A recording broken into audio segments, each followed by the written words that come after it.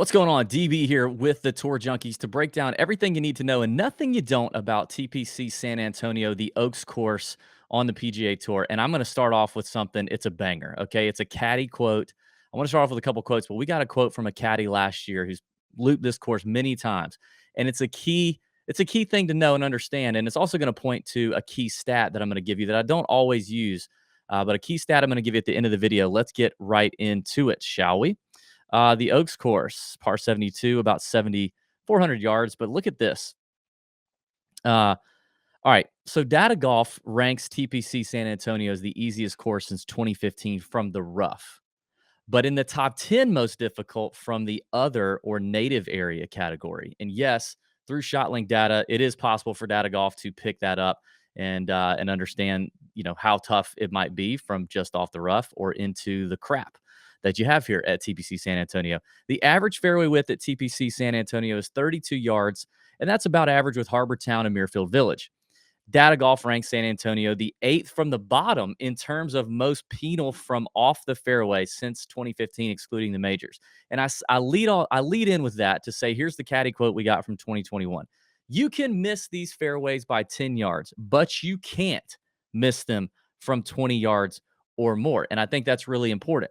So what this is telling us and what the data is telling us and what the caddy's telling us is that TPC San Antonio, you can be a little off the tee, and the fairways aren't super narrow. They're kind of in the middle of the pack, honestly. Harbor Town, Muirfield Village, that's kind of average, 32 yards wide, pretty average on the PGA Tour. So you can miss them even a little bit.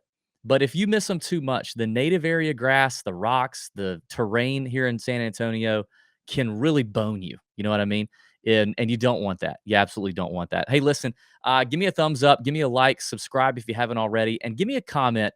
I'm going to do some player breakdown videos. Say I do these course breakdown videos, but I want to start getting into players and maybe take 5 to 6, 7 minutes and focus on one player.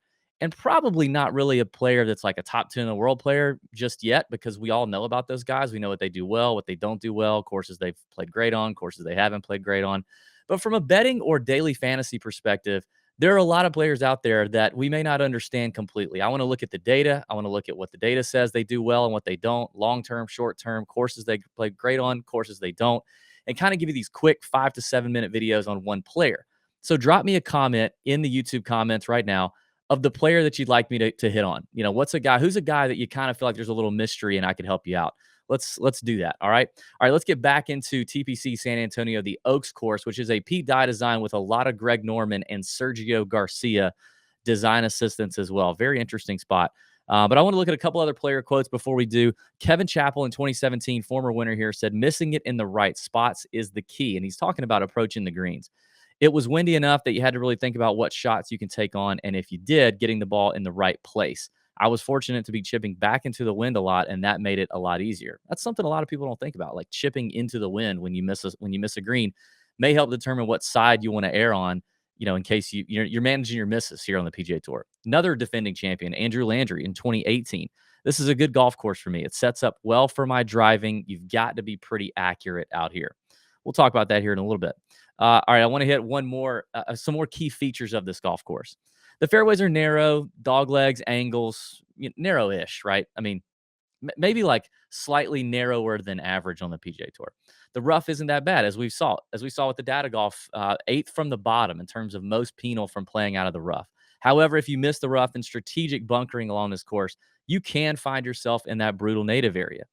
The greens are pretty undulating, kind of your typical Pete Dye-esque tiers, and some slopes if you miss them. But the Bermuda does have minimal grain in March in San Antonio, so you got a little bit of the overseed popping out. It's not like true grainy Bermuda. And overall, TPC San Antonio, like I said, par 72, 7,400 yard design. Wind is really the biggest significant defense on this course. If the wind blows, it can play much tougher. Otherwise, these guys are pretty much going to pick it apart. But I will say approaching and scrambling around these greens is not easy, and you'll see that in some more stats that I got here. TPC San Antonio ranks as the 7th lowest greens in regulation percentage at around 63.6% on the PGA Tour since 2015, excluding majors. So very tough, very low green and reg percentage, only 63%, almost 64% on average hitting these greens in regulation. That means, this is truly a second shot golf course where you will miss the greens and you will have to get up and down on these Pete Dye tiered greens, right? Um, Data Golf has TPC San Antonio in the upper middle in terms of scoring average or difficulty on the PGA Tour since 2015, non-majors included. And that sits right in there with Riviera and Colonial, which is kind of crazy. Like I'd never, like we get to Riv or we get to Colonial, I kind of think, all right, kind of a tougher test for these guys. But statistically, I never think about that with Valero or TPC San Antonio, but really it's kind of right there. Data Golf has the average driving distance at TPC San Antonio at almost 288 yards, which is equivalent to kind of in that area, TPC Deer Run and Torrey Pines South. The average fairways hit is at about 64.4%, along with TPC Sawgrass and TPC Summerlin. So that kind of paints a picture, of this golf course. It's seemingly a place where a lot of different guys can win. I mean, we've had Jordan Spieth's won here, Corey Connors has won here. Uh, those guys aren't necessarily short off the tee. They're not bombers, I would say. Definitely not. But Spieth, we just know he scrambles his crotch off on a regular basis, and he can get hot. He can get really hot. Texas guy, obviously. Corey Connors, ball striker. He won here a few years back. He won to get into the Masters, which is a very cool thing. Right, the next week he's playing in the Masters. Andrew Landry, kind of your dink and dunker. He can hear the ball hit the ground when he hits it off the tee. Just hits a ton of fairways, ton of greens and reg that year. Kevin Chappell, kind of known as a ball striker. Charlie Hoffman's a defending, former champion here, and we've seen some first timers with success here as well. First time PGA Tour winners. Connors and Landry are a couple of guys who won their first PGA Tour event right here at TPC San Antonio, and I think some of that's typically because of the weak field that we get before the Masters. So that's something to think of. And both of those guys were 200-1 winners. That's huge, right? Even going back further than that, our boy Stephen Bowditch won at 350-1. Martin Laird won at 100-1. Ben Curtis won at 150-1. Juicy set of former champions here at TPC San Antonio. But we've also seen some favorites. Jordan. Kevin Chappell was only 33-1 when he won. Hoffman was 30-1 when he won. Jimmy Walker was 25-1 when he won. So, I mean, we've definitely seen some shorter numbers pop off here. It just feels like one of those golf tournaments where anybody can really get it done here. I mean, literally anybody can get it done. But I want to talk about some key stats here in just a second, as well as tell you about some guys who are course horses statistically and from a strokes gain metric, and guys who are track hacks statistically and from a strokes gain metric. Before I do that, I definitely let everybody know the Nut Hut is where it's at. You know what I mean? We talk about it all the time. The Nut Hut is your go-to place. That's where, me and Pat, the rest of the Tour Junkies crew, we're in there. It's our Discord server. It's a private Discord server. But you can actually get in there for free. If you're on Discord, you can hop in. The link's in the description here on the YouTube video, or if you're listening on podcasts, it's there as well. There's a free version, and you can get in there and dip your toe in the water and see what's up. But you're going to be missing some things like our caddy intel that we get from PGA Tour caddies every single week. Our Wednesday night live chat where me and Pat, AC, other members of the Nut Hut are live on microphone answering all your questions about DFS betting, life, relationship advice, anything you want. The Wednesday night live chats are the highlight of the week for most Nut Hut members. It's a blast. But the community over there is really sharp as well. I mean, there's a ton of people winning a ton of money in the Nut Hut, and not just on golf. We've got channels for every other sport that you could possibly think of, if you're playing DFS or gambling, and other people who are interested in those sports are in those channels all the time talking about it. So it is truly our place, man. It's very reasonable to pay. It's $10 a month or $90 a year. If you want to check out more intel on it, you can go to tourjunkies.com/nuthut. Check that out. But there's plenty of links in the description. But I would say just get in the Discord server for free and just look around, and ask us a question. If you want to know like what you're missing, we can tell you. We can talk more about that. But it is the best place to go if you're playing fantasy golf or betting on golf in any capacity. The Nut Hut is where it's at. And the community over there is awesome. Plus, you get 20% off all your Tour Junkies shop purchases in perpetuity, as long as you're a member. It's amazing. All right, let's get to I want to talk about some track hacks, okay? Guys that suck here. Historically, from a strokes gained perspective, and I look at minimum 12 rounds played. 12 rounds played at TPC San Antonio over the years. Here are 12 guys who suck. Hudson Swafford, Joel Damon, Jim Herman, Nick Watney, Danny Lee, Bo Hostler, Troy Merritt, Kevin Kisner, Shez Reavy, Johnny Vegas, JJ Spawn, and Michael Thompson. Some of these names surprised me a little bit. You got guys like Hostler, Vegas, who played college golf at UT, I think. So you would think maybe a little Texas connection, maybe they'd have that. But I mean, this is an interesting list because I would think of Kevin Kisner, I would think a Troy Merritt would be pretty good here. I don't know that TPC San Antonio is the greatest place to really weight course history. I want to look at it some, and you'll see in my key stats here a little bit how I want to evaluate that. But I don't know that it's a huge. I don't know that course history is a real predictive measure here. I think there's definitely some variance at this event, as we've seen these. I just mentioned some of the bomb winners that have gone off and won this event at TPC San Antonio. So I don't know. I don't know how much of this is signal or noise. I think there's just some interesting names here, and with so many different types of players being able to play well here and contend, I think we're going to see it's just a mixed bag. I think the biggest surprise here for me may be Kisner. Um, I'm shocked that he's not been great here. So let's look at some course horses. Minimum 12 rounds played. Corey Connors obviously is a winner.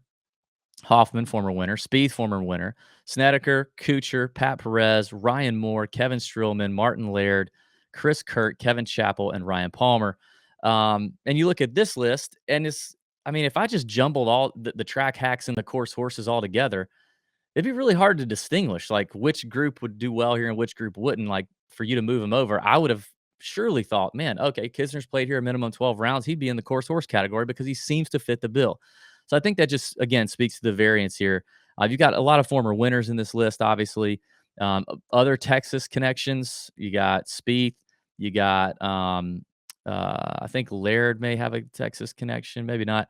Ryan Palmer's got a Texas connection. Palmer surprised me a little bit. He can be, I guess he's a pretty good iron player, a good ball striker. So those are some names that interesting from I don't know, it's just a mixed bag here, don't you think? All right. I want to look at some key stats, my key stats, and what I think are the keys to success here at TPC San Antonio. All right, so key stats for TPC San Antonio. Obviously, strokes gained approach. This is a second shot golf course. You're hitting into Pete Dye greens with a lot of small landing areas, a lot of runoffs. That's going to be very big here. Strokes gained around the green because you're going to miss them inevitably. We saw that with the low percentage of greens and regulations hit compared to most events on the PJ Tour.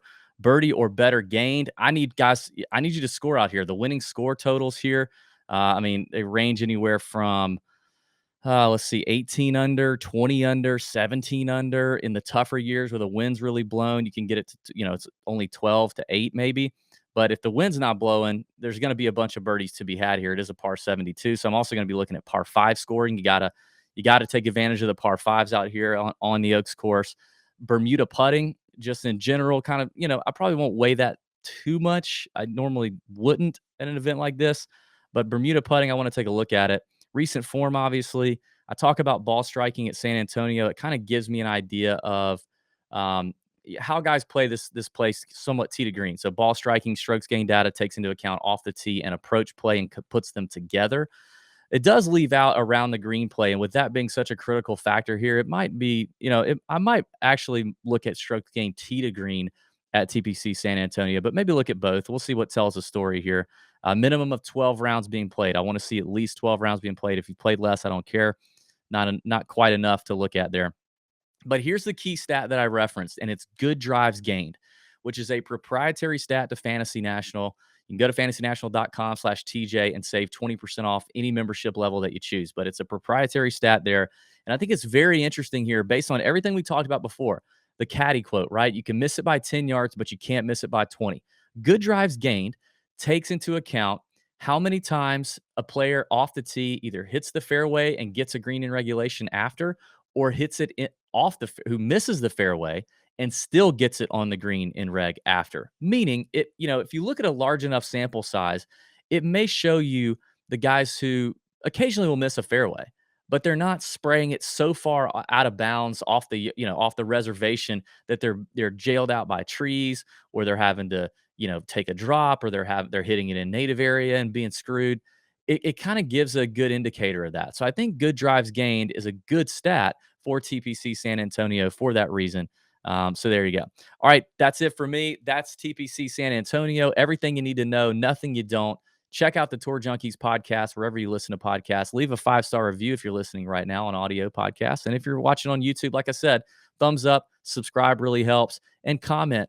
Who are those players that you'd like to learn a little bit more about so that you can be better equipped and better informed when it comes to choosing them or not choosing them for betting or DFS? I want to start looking at doing some of those player breakdown videos. Thanks. May your screens be green. See ya.